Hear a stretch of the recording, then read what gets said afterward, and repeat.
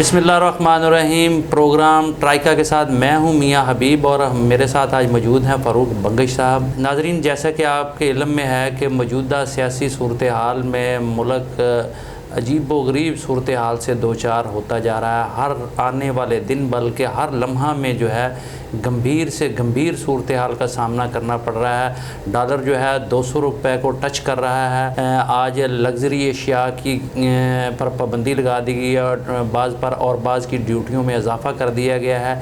इसके अलावा पंजाब जो है वो पेश खैमा साबित हो रहा है पूरे मुल्क में आइनी बहरान का, सियासी बहरान का, इंतज़ामी बहरान का।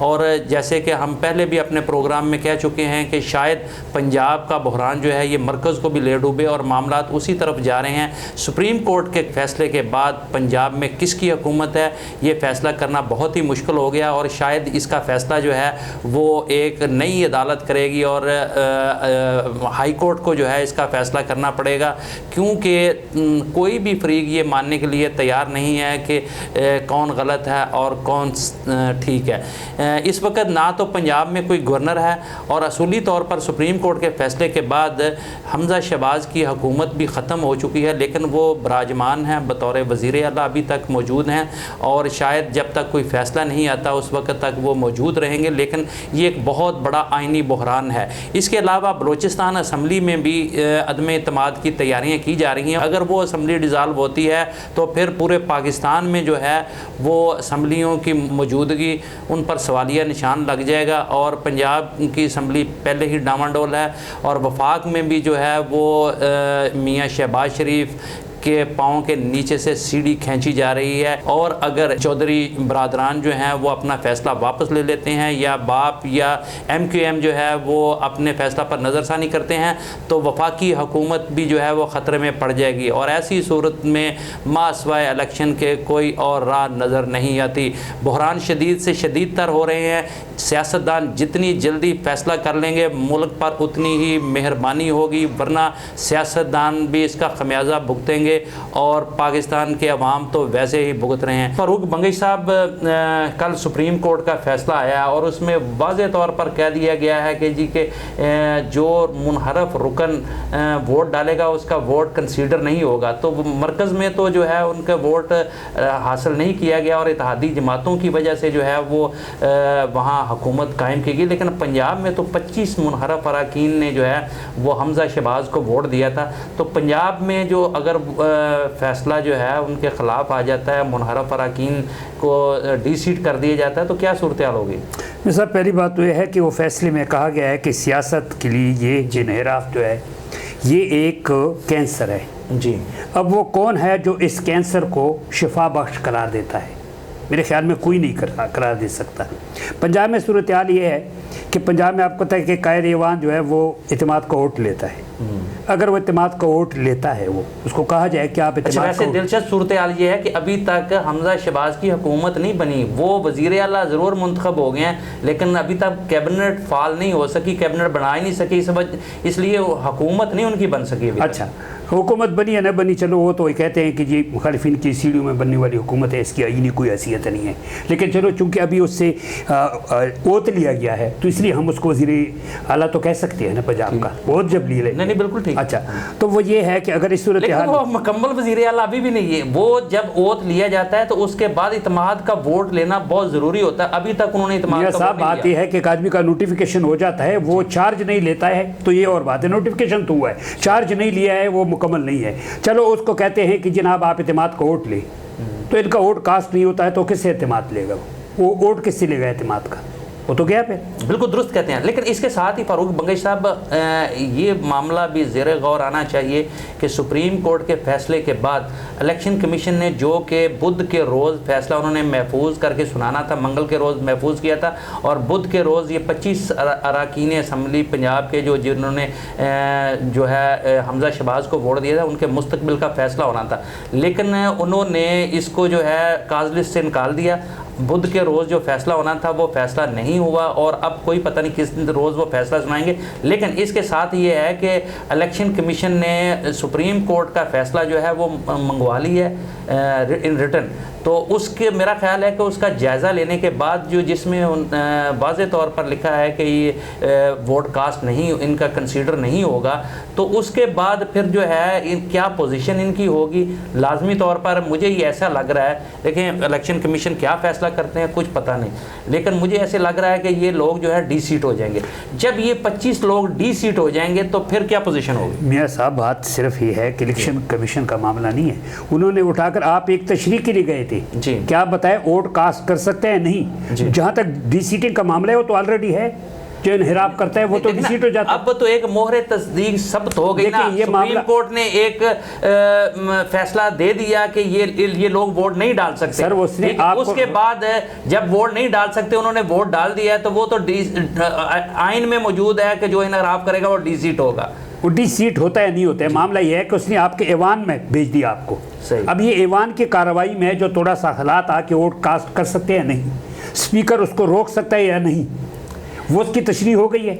अच्छा, उसकी तशरीह हो गई, लेकिन ये जो है जो मुनहरफ अरकान हैं और उनके जिनके लिए उन्होंने ये सारा काम किया है उनके सरप्रस्त, वो कहते हैं जी कि चूँकि मुनहरफ अरकान का मौक़िफ़ है कि चूँकि हमें वाज़े तौर पर बताया नहीं गया था, ना पार्लिमानी पार्टी के इजलास में हमें बुलाकर हमें कहा गया था कि वोट किसको देना है, तो हमने इस वजह से गुम गू की सूरत हाल में जो है हमने हमजा शबाज। चलो, अब जब एतमाद का वोट लेगा तो उस वक्त वो कह देगी कि आप ना करें। अगर बाज़ लोग तो ये भी कहते हैं कि इसका इतलाक़ आगे से होगा, सही, तो चलो आगे से भी इतलाक़ होता है, अब वो उसको कह देंगे ना कि आप एतमाद का वोट जो है ना दें। अच्छा चलें, एक तो गवर्नर पहले ही नहीं है, ठीक है, और गवर्नर ने इत्मीनान के वोट के लिए कहना है ना, वरना वो तो इसी तरह बैठा रहेगा, वो तो लटका ही रखेंगे। दो रास्ते हैं, एक तो जो है वो ये कोई बंदा चला जाए अदालत में, और ख़ास करके जो है ज़ाहिर मुतासरा फरीकी जाएगा, या मुस्लिम लीग काफ जाएगी या तहरीक इंसाफ जाएगी, अदालत में चले जाए कि ये चूँकि वज़ीर आला नहीं रहे सुप्रीम कोर्ट के फैसले के बाद, अब पोजीशन क्या है, इनको जो है वो फंक्शनल होने से रोका जाए, अदालत उस पर फैसला कर देगी। और दूसरा जो है वो गवर्नर जो है वो इत्मीनान के वोट के लिए कहे।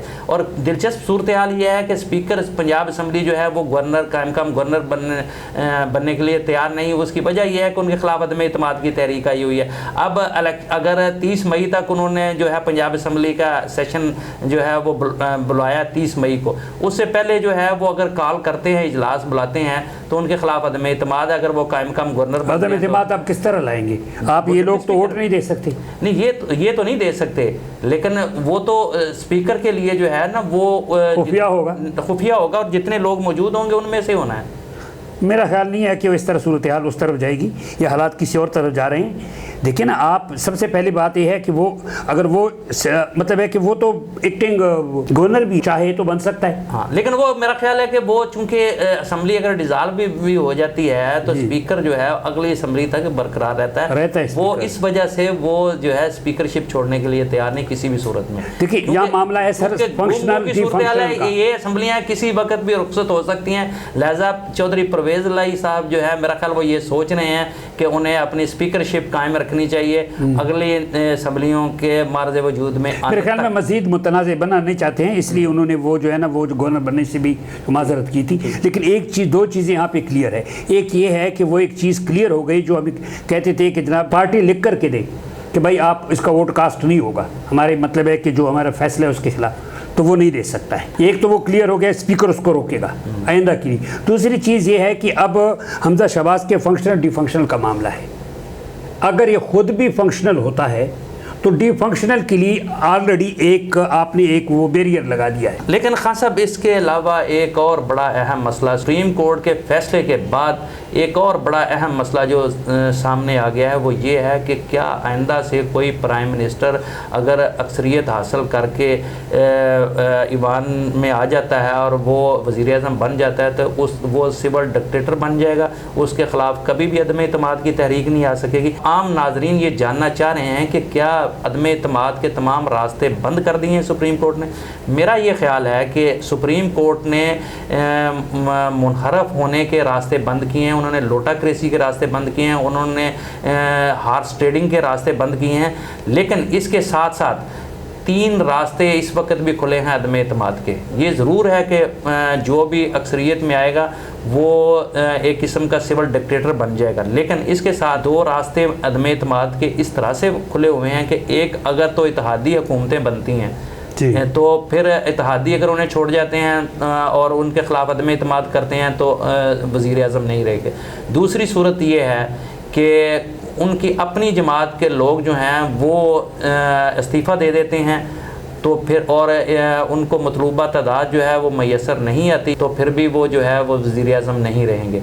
और तीसरी एक और शक्ल है, वो ये है कि अगर पार्लिमानी पार्टी जिस पार्टी ने उन्हें वज़ीर आज़म मुंतखब किया है उसकी आधे से ज़्यादा तादाद जो है वो मुनहरफ होकर वलैदा अपना फॉरवर्ड ब्लॉक बना लेती है, तो असल पार्टी वो तस्वर की जाएगी और अक़लियत में रह जाने की सूरत में भी उनके ख़िलाफ़ अदम एतमाद की तहरीक जो है वो पेश आ सकती है, क्योंकि वो उनको एतमाद का वोट नहीं वो रहेगा, तो लिहाजा वो वज़ीर आज़म नहीं।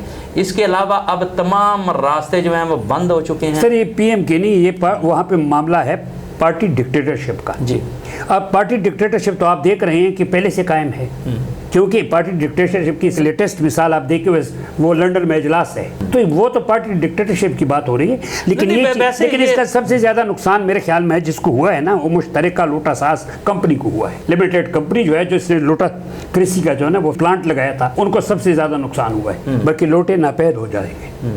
एक पहली दफ़ा ये भी हुआ है कि एक समाजी दबाव आया है अरकान असम्बली पर। मुंतखब नुमाइंदे तो बेधड़क जो मर्जी कर लेते थे, वो उसी तरह अवाम में जाते थे, फिर लोग कंधों पे उठा लेते। लेकिन इस बार बहुत ज़्यादा रिजल्टमेंट शो की है अवाम ने, और समाजी बाइकाट जो हुआ है उसका भी असर पड़ेगा। सिर्फ पहली हुकूमत है ना अदम एतमाद की नतीजे में जो गई है, फिर उधर से इमरान खान ने जो है ना इस चीज़ को बहुत उठाया और अवाम को में शऊर उजागर किया। ये बहरान का जो हमें सामने है उसी वजह से है ना। मैं ये समझता हूँ कि ये बहरान इतना शदीद हो गया हुआ है कि अब कोई दरमियान में रास्ता नहीं बचा, क्योंकि बलूचिस्तान असम्बली पहले भी वो इसी तरीके से मैनेज की गई थी और वहाँ जो है पार्लिमानी लीडर जो था वो उनको तब्दील किया गया था। अब्दुल कदूस बजिंजो साहब जो हैं वो उनके ख़िलाफ़ भी अदम एतमाद की तहरीक, तो अगर बलूचिस्तान असम्बली डिज़ाल्व हो जाती है तो बाकी असम्बलियों का क्या मुस्तकबिल होगा? सर उसके साथ तो हम ये नहीं कर सकते हैं रिलेट, लेकिन एक चीज़ है कि एक बहरान स्टार्ट हो जाएगा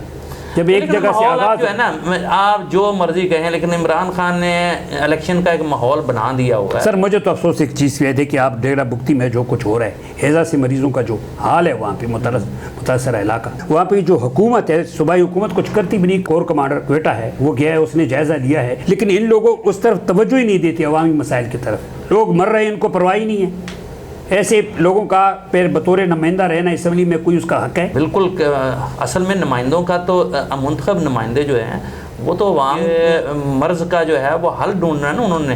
तो अगर वो खुद ही जो है वो इस तरीके से अवाम को बेयारो मददगार छोड़ देंगे तो वो मेरा ख्याल है वो हक़ हुमाइंदगी अदा नहीं कर रहे।